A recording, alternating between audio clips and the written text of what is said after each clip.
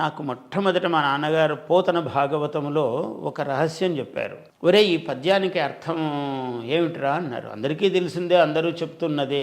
పలికెడిది భాగవతమట, పలికించు విభుండు రామభద్రుండట, నే పలికిన భవహరమగునట, పలికెద వేరుండు గాథ పలుకగనేలా. ఇది అట అట అని ఆపటం అందరికీ అలవాటు. పలికెడిది భాగవతమట, పలికించు విభుండు రామభద్రుండట అని. మా నాన్నగారు ఒక ప్రశ్న వేశారు.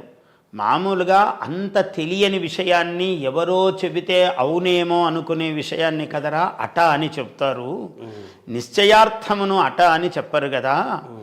నేను చెప్తాను చూడు ఈ పద్యం ఎలా చెప్పాలో అని మా నాన్నగారు చెప్పారు. పలికెడిది భాగవతము అట, పలికించు విభుండు రామభద్రుండు, అటనే పలికిన భవహరమగును, అట పలికెద వేరుండు గాథ పలుకగనేలా.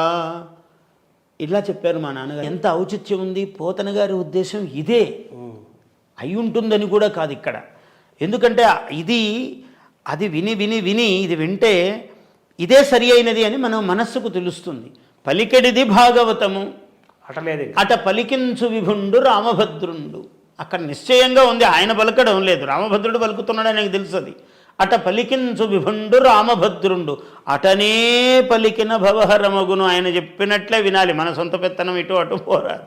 అటనే పలికిన భవహరమగును, అట పలికెదా, చెప్పినట్లే పలుకుతాను, నాకేం సంబంధం, దీంట్లో కర్తృత్వం ఏముంది నాకు. అట పలికెదా వేరుండు గాథ పలుకగనేలా, ఇంకొక కథను ఇంకో విధంగా చెప్పే అవసరం ఏముంది నాకు.